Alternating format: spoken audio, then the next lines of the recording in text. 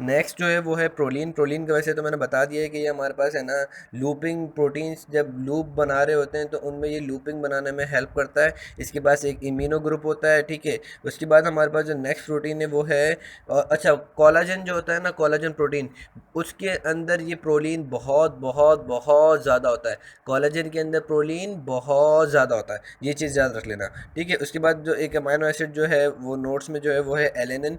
Alanine याद रखना second simplest amino acid है, ठीक है। और ये किस लिए आता है, ये हमारे पास है ना मेटाबॉलिज्म ऑफ ट्रिप्टोफैन और है ना पायरिडॉक्सिन जो कि हमारे पास विटामिन बी 6 है उसके अंदर बहुत ज़्यादा हेल्पफुल होता है। इनकी मेटाबॉलिज्म के अंदर हेल्पफुल होता है। एलेनिन किसके अंदर हेल्पफुल होता है, मेटाबॉलिज्म ऑफ ट्रिप्टोफैन और विटामिन बी 6, ठीक है। उसके बाद आता है मैथ्योनिन, ठीक है। मैं सिर्फ सिलेक्टेड फंक्शन बता रहा हूँ जो कि बहुत ज़्यादा इंपॉर्टेंट है। मैथ्योनिन याद रखना क्योंकि इसके पास मिथाइल ग्रुप होता है और एस एच ग्रुप भी, वो वाला ग्रुप भी होता है, थायोल ईस्टर ग्रुप होता है एस, और फिर उसके साथ है ना दूसरे मिथाइल ग्रुप अटैच होते हैं। तो ये हमारे पास किस लिए हेल्पफुल होता है, ये हमारे पास हेल्पफुल होता है ट्रांस मिथाइलेशन के अंदर। ये किस लिए हेल्पफुल होता है, ये हमारे पास हेल्पफुल होता है ट्रांस मिथाइलेशन के अंदर, यानी कि मिथाइल ग्रुप ट्रांसफ़र कराने में भी हेल्प करता है। साथ साथ में ये हमारे पास इसका एक और स्पेसिफिक फंक्शन है, वो है ये हमारे पास है ना उसके पोस्ट ट्रांसलेशन, यानी कि प्रोटीन के अंदर पोस्ट ट्रांसलेशन जो प्रोसेस होता है जो कि गोल्गी अपरेटस पे होता है, उसमें ये हेल्प कराता है, ठीक है। ये कहाँ कहाँ हेल्प कराता है, एक ये ट्रांसमिथाइलेशन के अंदर हेल्प कराता है, दूसरा ये सल्फर डोनर है, तीसरा ये कि हमारे पास ये है ना वो पोस्ट ट्रांसलेशन प्रोसेस ऑफ है ना प्रोटीन्स के अंदर ये हेल्प कराता है। और पोस्ट ट्रांसलेशन कहाँ पर होती है, ये हमारे पास होती है ना गोल्गी अपरेटस के पास। सिस्टीन, सिस्टीन की 3-4 इंपॉर्टेंट फंक्शन है, बहुत ज़्यादा इंपॉर्टेंट है। एक तो ये सल्फर डोनर है, दूसरा ये कि ये हमारे पास है ना ओव्यूलेशन करवाता है। क्या करवाता है, ओव्यूलेशन करवाता है। सिस्टीन क्या करवाता है, ओव्यूलेशन करवाता है। साथ साथ में सिस्टीन का एक और कौन सा इंपॉर्टेंट काम है कि ये हमारे पास ग्लूटाथायोन बनाता है, जैसे मैंने बताया था जीजीसी, ठीक है। उसके बाद जो सिस्टीन का काम कौन सा है, सिस्टीन का एक और काम है वो ये है कि ये हमारे पास इंसुलिन की रिसेप्टिविटी जो है ना वो, या इंसुलिन की सेंसिटिविटी, ये हमारे पास इंक्रीज करा देता है, यानी कि इंसुलिन को एब्जॉर्ब कराने में हेल्प करा देता है। और फीमेल के अंदर जो है ना वो एस्ट्रोजन सिंथेसिस या एस्ट्रोजन की सेंसिटिविटी ये इंक्रीज करा देता है। तो ये इसके 3-4 फंक्शन से बहुत बहुत इंपॉर्टेंट। एक कौन सा सिस्टीन का फंक्शन था कि ये एस्ट्रोजन की सेंसिटिविटी इंक्रीज कराता है, दूसरा इंसुलिन की सेंसिटिविटी इंक्रीज कराता है, तीसरा सल्फर डोनर है, चौथा ये क्या है कि ये ओव्यूलेशन प्रमोट कराता है। उसके बाद जो है वो है हमारे पास अच्छा वो ब्रांच चेन जो होते हैं ना, ब्रांच वाले जो है ये हमारे पास स्टेबिलिटी वगैरह जो ब्रांच और है ना एलिफेटिक जो होते हैं ना वो हमारे पास स्टेबिलिटी मेंटेन करने के लिए होते हैं, जिसके अंदर आ जाता है वेलिन, ल्यूसिन, आइसोल्यूसिन। और ये कहाँ पर होते हैं, mostly at the active site of enzymes की तरफ होते हैं, ठीक है। उसके बाद लाइसिन, लाइसिन का बड़ा इंपॉर्टेंट काम है लाइसिन और ल्यूसिन का। लाइसिन कौन सा अमाइनो एसिड था हमारे पास, लाइसिन बेसिक अमाइनो एसिड था, ठीक है। अब लाइसिन जो होता है ये हमारे पास फिब्रिन क्लॉट्स बनाने में एक ही इसका इंपॉर्टेंट काम है। लाइसिन किस लिए हेल्पफुल होता है, हमारे पास फिब्रिन क्लॉट्स बनाने में। लाइसिन किस में हेल्पफुल होता है, फिब्रिन क्लॉट्स बनाने में। लाइसिन किस में हेल्पफुल होता है, फिब्रिन क्लॉट्स बनाने में हेल्पफुल होता है, ठीक है। उसके बाद जो होता है ल्यूसिन, ल्यूसिन हमारे पास बहुत ज़्यादा इंपॉर्टेंट है क्योंकि ल्यूसिन का एक फंक्शन जो है ना वो तो सिस्टीन से मिलता है कि ये हमारे पास इंसुलिन की रिसेप्टिविटी करवाता है। बाकी 3 फंक्शन इसके डिफ्रेंशिएट है, वो कौन कौन से हैं कि ये हमारे पास बोन हीलिंग के अंदर, हीलिंग के जहाँ जहाँ भी हीलिंग के बोन हीलिंग और जहाँ भी हीलिंग हमारे पास करवानी होगी वहाँ पे ल्यूसिन काम करेगा। कहाँ कहाँ ल्यूसिन काम करेगा, जहाँ जहाँ हीलिंग होगी और इंसुलिन की रिसेप्टिविटी हमारे पास ये इंक्रीज़ कराएगा। और एक और इसका बहुत ज़्यादा इंपॉर्टेंट फंक्शन वो ये है कि ये हमारे पास पेन रिड्यूसर है। क्या है ये हमारे पास, पेन रिड्यूसर। ल्यूसिन हमारे पास क्या क्या काम करता है, पेन रिड्यूसिंग का काम करता है, हीलिंग करवाता है, और क्या काम करवाता है, ये हमारे पास पोटेंट स्टिमुलेटर होता है इंसुलिन का।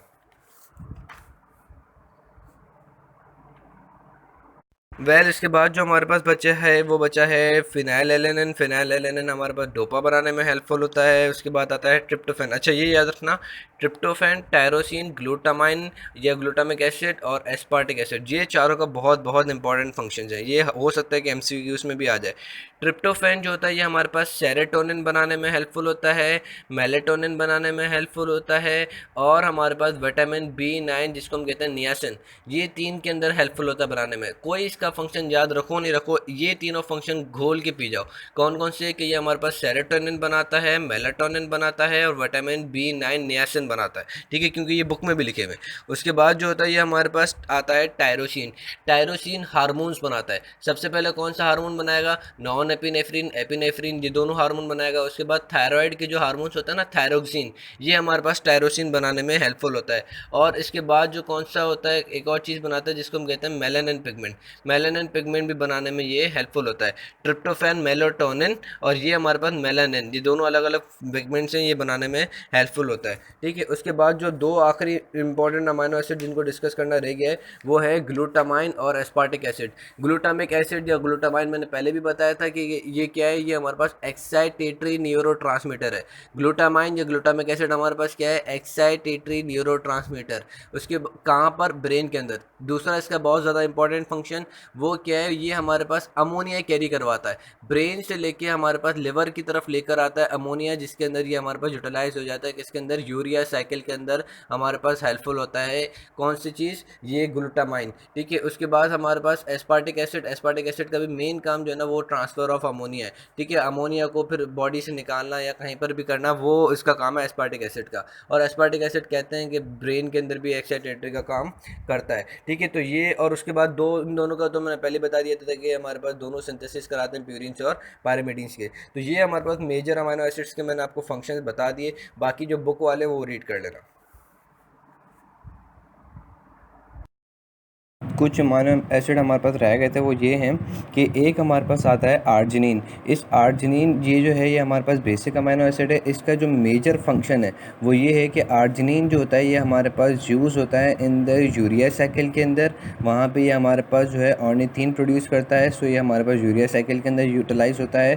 साथ साथ में इसका जो एक इम्पॉर्टेंट फंक्शन है जो कि BCQs में आता रहता है वो ये है कि ये हमारे पास सेल डिवीज़न के अंदर हेल्प करता है और ये हमारे पास वोन हीलिंग के अंदर हेल्प करता है। जैसे हमारे पास एक और अमाइनो एसिड था जिसको हमने कहा था, है ना, वो कौन सा अमाइनो एसिड था, ल्यूसिन। ल्यूसिन जो था जैसे वो हमारे पास हीलिंग के अंदर हेल्प करा रहा था, ऐसे हमारे पास आर्जिनिन जो होता है वो भी हमारे पास वोन हीलिंग के अंदर हेल्प करवाता है, ठीक। उसके बाद जो है हमारे पास दूसरा अमाइनो एसिड जो कि आता है हिस्टिडीन। हिस्टिडीन मैंने आपको बता दिया था बेसिक अमाइनो एसिड होता है। हिस्टिडीन कहाँ पे मौजूद होता है, हीमोग्लोबिन के साथ मौजूद होता है। हीमोग्लोबिन के साथ जाके वहाँ पे, है ना, ये बफरिंग का काम करता है हिस्टिडीन, ठीक। और इसका एक और जो इम्पोर्टेंट फंक्शन जो कि BCQs में आता है वो ये है कि ये हिस्टिडीन जो है ये हमारे पास डीकार्बोक्सिलेट होके हिस्टामाइन बनाता है, ठीक है। तो ये अक्सर BCQ आ जाता है कि हिस्टामाइन कहाँ से आता है, तो याद रख लेना कि डीकार्बोक्सिलेशन ऑफ हिस्टिडीन होती है तो हमारे पास हिस्टामाइन आ जाता है, ठीक। उसके बाद नेक्स्ट जो है हमारे पास वो है एस्पार्जिन, ठीक है।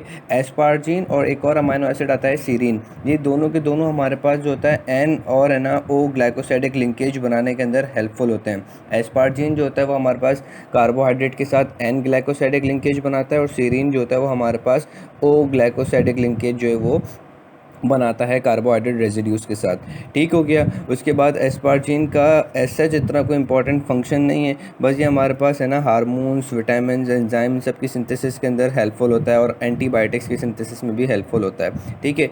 उसके बाद बारी आती है सीरीन की। तो सीरीन जो होता है ये हमारे पास 3 जो प्रोटीएज एंजाइम होते हैं उनकी एक्टिव साइट पर होता है। इसका ये वाला फंक्शन जो है वो बहुत ज़्यादा इंपॉर्टेंट है कि ये हमारे पास कहाँ पे मौजूद होता है, ये हमारे पास active site of protease trypsin and chymotrypsin की एक्टिव साइट पे मौजूद होता है। उसके बाद ये हमारे पास जो होता है ये हमारे पास पोरफायरेंस की सिंथेसिस में भी हेल्पफुल होता है, इसका ये भी बहुत इंपॉर्टेंट फंक्शन है। And the last amino acid that is थेरोनिन।